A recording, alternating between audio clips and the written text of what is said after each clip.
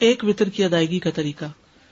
عائشہ رضی اللہ تعالی عنہا سے روایت ہے، انہوں نے فرمایا کہ رسول اللہ صلی اللہ علیہ وسلم ہر 2 رکعت پر سلام پھیرتے تھے اور ایک وتر پڑھتے تھے.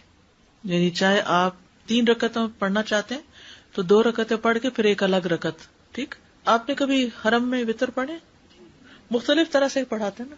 کبھی تو 3 ایٹ اسٹریچ پڑھا دیتے ہیں اور کبھی کیا کرتے ہیں 2 کے بعد سلام پھیر دیتے ہیں اور پھر ایک کھڑے ہو کے پڑھتے ہیں. تو ایک طریقہ یہ ہے.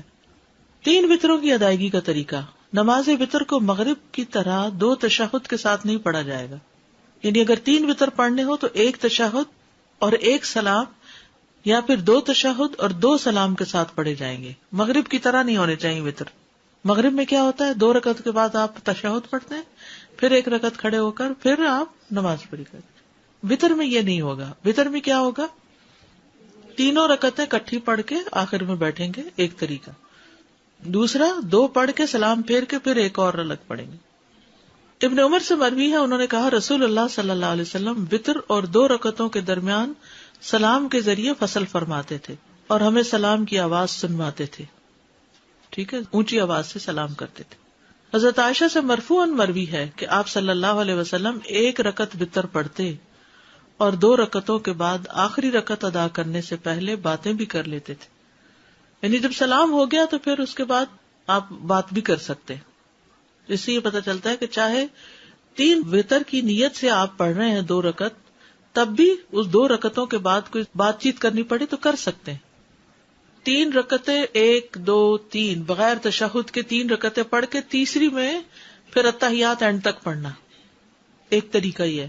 دوسرا کیا ہے 2 رکعتیں پڑھ کے سلام پھیر کے پھر ایک اور رکعت پڑھ کے اس کو وتر بنانا. حضرت ابو ہریرہ سے روایت ہے کہ رسول اللہ صلی اللہ علیہ وسلم نے فرمایا 3 وتر نہ پڑھا کرو، 5 اور 7 وتر پڑھا کرو اور مغرب کی نماز سے مشابہت نہ کرو. ٹھیک ہے، یعنی 3 کی بجائے 5 اور 7 وتر، اس کے مطلب میں 3 منع ہے، 3 مغرب کے ساتھ مشابہت منع ہے بس. 5 اور 7 وتروں کی ادائیگی کا طریقہ. حضرت عائشہ سے مروی ہے کہ رسول اللہ صلی اللہ علیہ وسلم وتر کی 5 رکعتیں ادا کرتے اور ان کے درمیان بیٹھتے نہیں تھے، یہاں تک کہ 5ویں رکعت پہ بیٹھتے اور سلام پھیرتے. ایک یہ طریقہ ہے. اگر آپ 5 وتر پڑھ رہے ہیں تو 5ویں رکعت پہ. یہ جو اوپر والی حدیث میں ہے نا 3 نہ پڑھو، بلکہ اگر زیادہ رکعتیں پڑھنی ہے تو پڑھتے جاؤ آخری پہ جا کے تحیات پڑھو. ام سلمہ سے روایت ہے، انہوں نے فرمایا کہ رسول اللہ صلی اللہ علیہ وسلم 7 یا 5 رکعت وتر پڑھتے تھے اور ان کے درمیان سلام یا کلام کے ساتھ تفریق نہیں کرتے تھے. میں نے ایسی مساجد میں نماز پڑھی ہے جہاں امام نے اسی طرح 5 ایٹ اے اسٹریچ پڑھائے تراویح کے بعد. ٹھیک ہے، تو اس طرح پڑھ سکتے ہیں. 9 رکعت کا طریقہ. زرارہ بن اوفا سے مروی ہے کہ جب سعد بن ہشام بن عامر ہمارے پاس آئے تو انہوں نے ہمیں بتایا کہ میں ابن عباس کے پاس گیا اور ان سے رسول اللہ صلی اللہ علیہ وسلم کے وتر کے بارے میں سوال کیا. تو ابن عباس نے ان سے کہا کیا میں تمہیں ایسی شخصیت نہ بتاؤں جو رسول اللہ صلی اللہ علیہ وسلم کی وتر نماز کو زمین پر بسنے والے تمام لوگوں سے زیادہ جانتی ہیں؟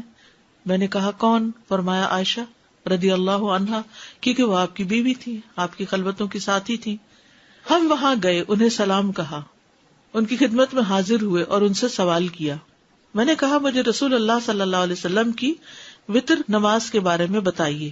فرمانے لگی ہم آپ صلی اللہ علیہ وسلم کے لیے آپ کی مسواک اور آپ کے وضو کا پانی تیار رکھتے تھے. رات کو جس وقت اللہ عز و جل چاہتا آپ کو جگا دیتا.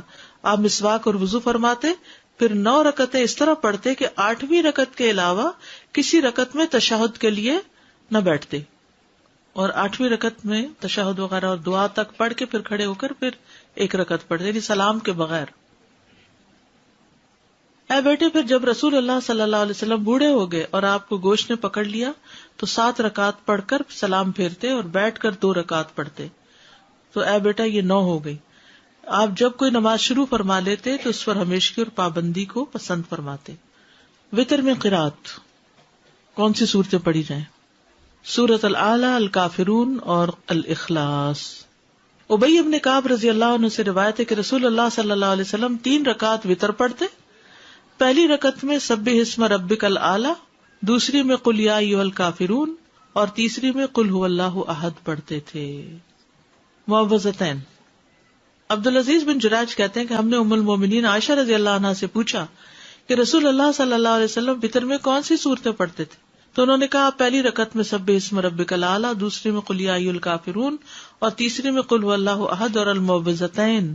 یعنی یہ بھی آتا ہے، خالی قل ھو اللہ بھی آتا ہے اور اس کے ساتھ معوذتین بھی آتے ہیں. سورۃ النساء کی آیات. ابو موسیٰ اشعری رضی اللہ عنہ دوران سفر مکہ اور مدینہ کے درمیان تھے تو انہوں نے عشاء کی نماز 2 رکعت پڑھی، پھر کھڑے ہوئے اور 1 رکعت وتر پڑھا اور اس میں سورۃ النساء کی 100 آیتیں پڑھی. ٹھیک ہے، تو ایسے بھی وتر پڑھ سکتے ہیں، 1 رکعت لیکن بہت لمبی رکعت. پھر فرمایا میں نے اس بات میں ذرا بھر کوتاہی نہیں کی کہ اپنے قدم وہاں رکھوں جہاں رسول اللہ صلی اللہ علیہ وسلم نے اپنے قدم رکھے، اور وہی کچھ پڑھوں جو رسول اللہ صلی اللہ علیہ وسلم نے پڑھا. ٹھیک ہے، تو یہ سفر میں وتر پڑھنے کی دلیل بھی ہے اور لمبے وتر پڑھنے کی بھی.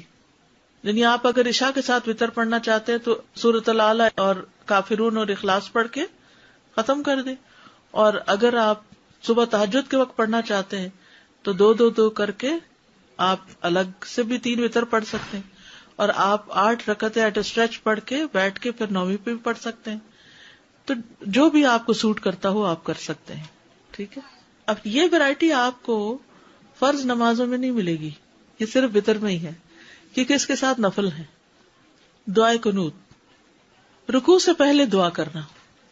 ابی ابن کعب سے روایت ہے رسول اللہ صلی اللہ علیہ وسلم وتر پڑھتے تھے تو رکوع سے پہلے دعائے قنوت پڑھتے تھے، یعنی سورۃ فاتحہ پڑھی، سورت ملائی، اور اس کے بعد دعائے قنوت پڑھی، اور اس کے بعد رکوع میں گئے، پھر سجدے میں گئے، قیام میں ہی پڑھ لی. دعائے قنوت کے الفاظ.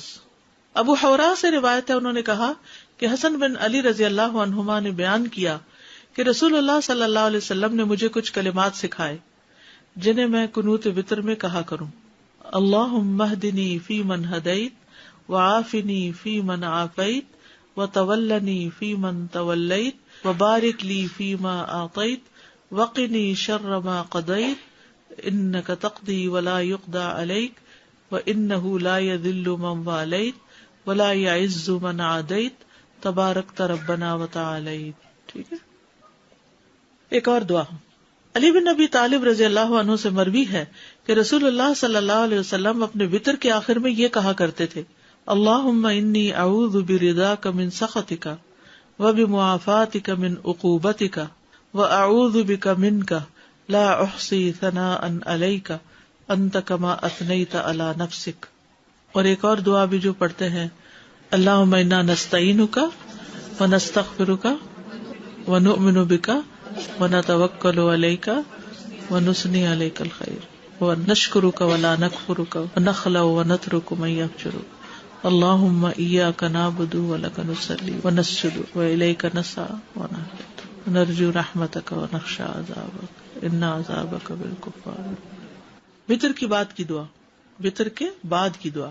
ابی ابن کعب سے روایت ہے کہ رسول اللہ صلی اللہ علیہ وسلم 3 رکعات وتر پڑھتے، پھر جب فارغ ہوتے تو فراغت کے وقت 3 دفعہ سبحان الملک القدوس، پاک ہے بادشاہ نہایت مقدس، یعنی اللہ تعالیٰ کی تعریف بیان کرتے، یہ پڑھتے. آخری مرتبہ لمبا کر کے پڑھتے سبحان الملک القدوس سبحان الملک القدوس سبحان الملک القدوس، ایسے لمبا کر کے پڑھتے.